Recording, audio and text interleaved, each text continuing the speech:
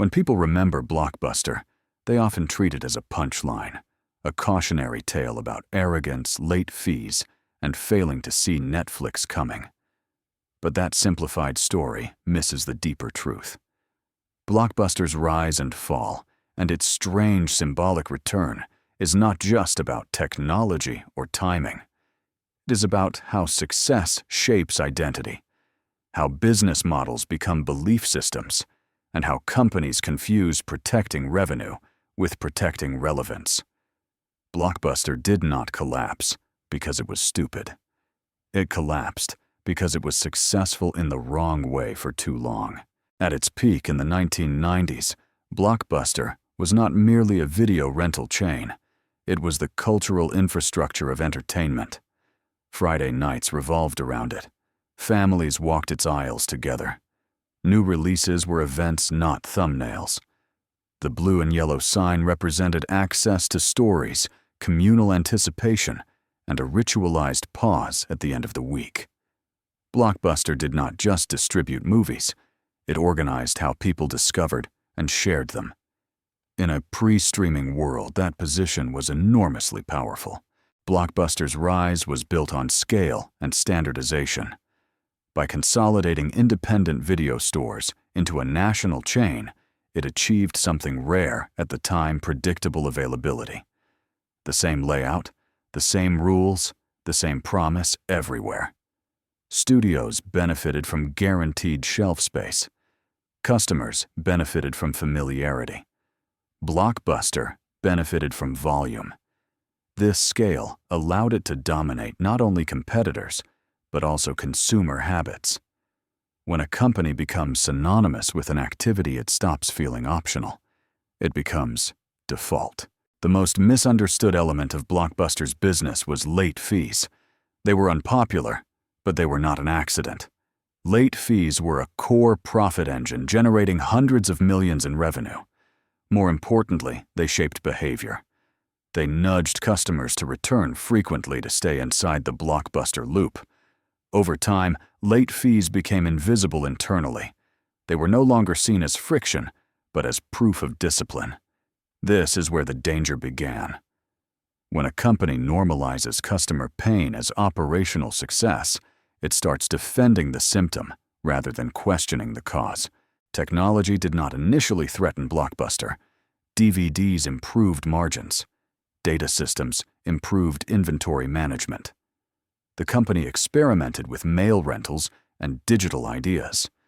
The problem was not blindness, it was incentive misalignment. Blockbuster's identity was tied to stores' foot traffic and short-term revenue per visit. Any innovation that reduced store visits felt like cannibalism, not progress.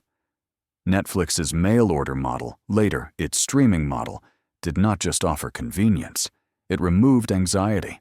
No late fees, no rushing, no punishment.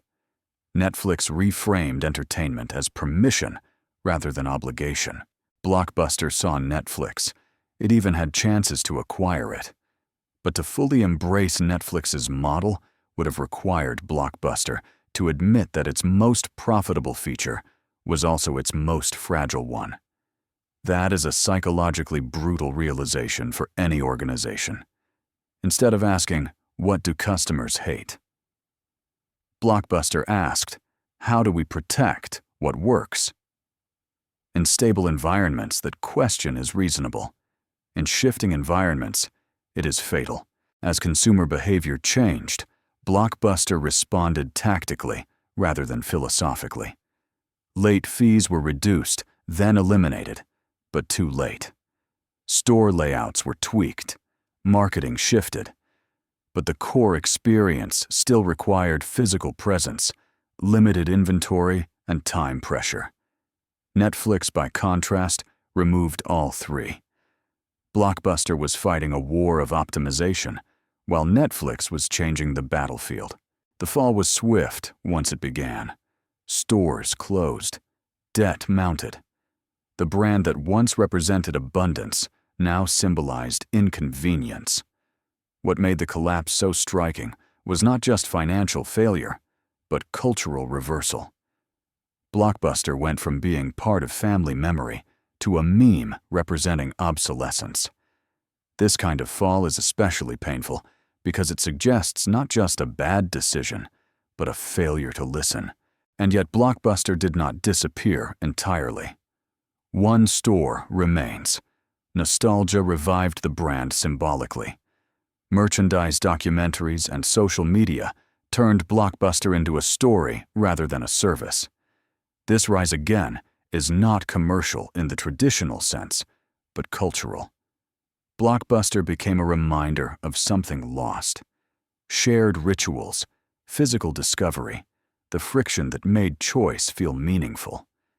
Its survival as a symbol reveals an irony. What killed Blockbuster operationally is part of what people now miss emotionally. The Blockbuster saga ultimately exposes a deeper pattern. Companies rarely fail because they ignore the future. They fail because they are too loyal to the past version of themselves.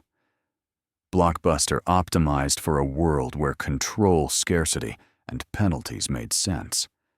Netflix thrived in a world that valued freedom, abundance, and trust. Neither was inherently moral or immoral. They were responses to different psychological contracts with customers. And it is exactly here that the deeper question of Blockbuster's rise-fall and strange rebirth begins to surface.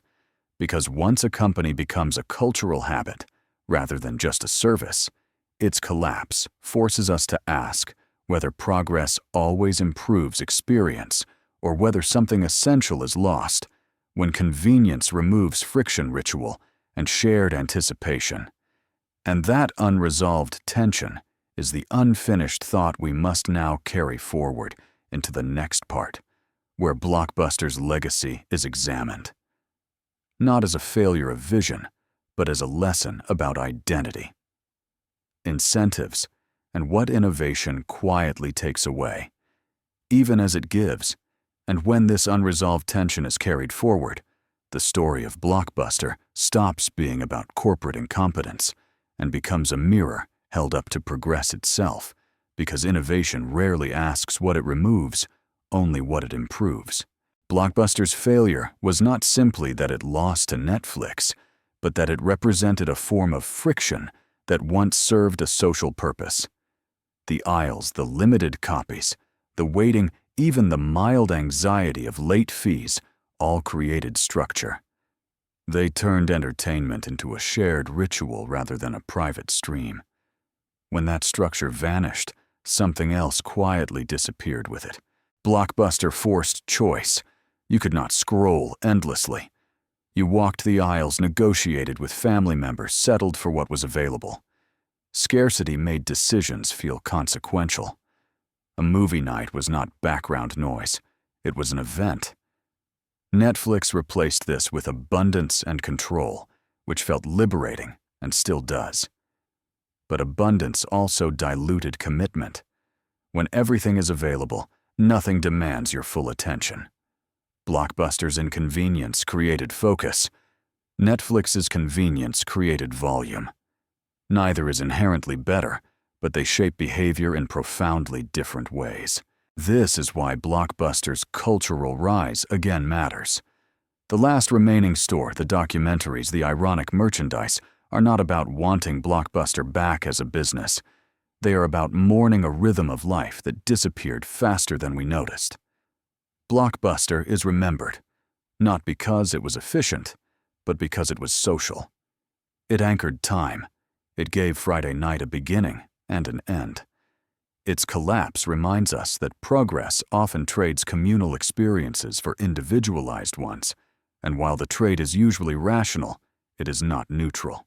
From a business perspective, Blockbuster's deepest mistake was not missing streaming.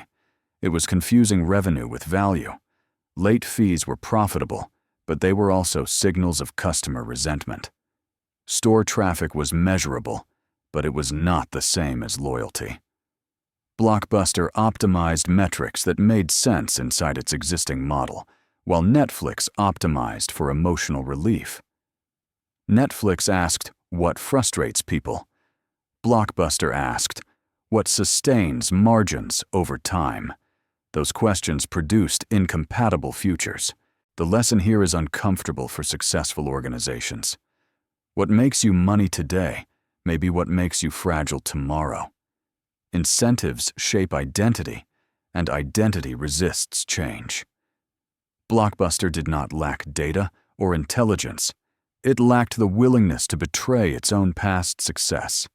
Innovation often demands self-disruption that feels like self-destruction before it feels like progress.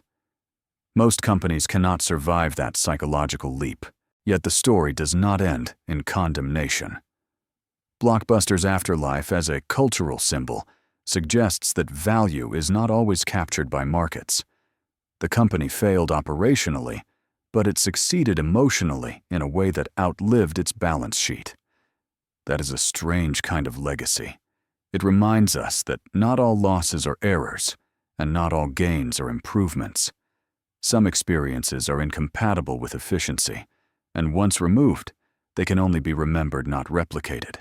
In this sense, Blockbuster and Netflix are not villains and heroes. They are expressions of different human needs. Blockbuster served connection through shared limitation. Netflix serves autonomy through infinite access. The rise of one and fall of the other marks a shift in what society prioritized. Convenience won, control won. But nostalgia suggests that something unresolved remains a quiet hunger for moments that cannot be paused, rewound, or optimized.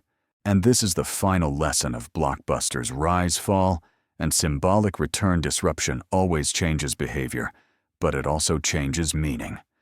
Companies that survive disruption are those that understand not just what they are building, but what they are replacing. Blockbuster failed to see how much of its identity was built on friction it did not respect. Netflix succeeded by removing that friction, and now faces its own reckoning with abundance, fatigue, and cultural memory.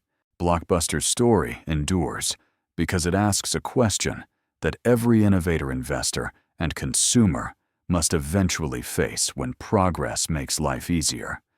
What does it make less meaningful? And are we aware of the trade we are making while we celebrate the gain? That awareness, more than nostalgia, is what turns Blockbuster from a joke into a lesson, and from a failed company into a lasting symbol of how success, when left unexamined, can quietly harden into the very thing that prevents survival. If this story has changed how you think about innovation and loss, consider subscribing to the channel for more deep explorations of business history beyond simple winners and losers, and leave a comment sharing whether you think convenience has improved your relationship with entertainment or slowly weakened it, because that reflection is exactly where Blockbuster's legacy still lives.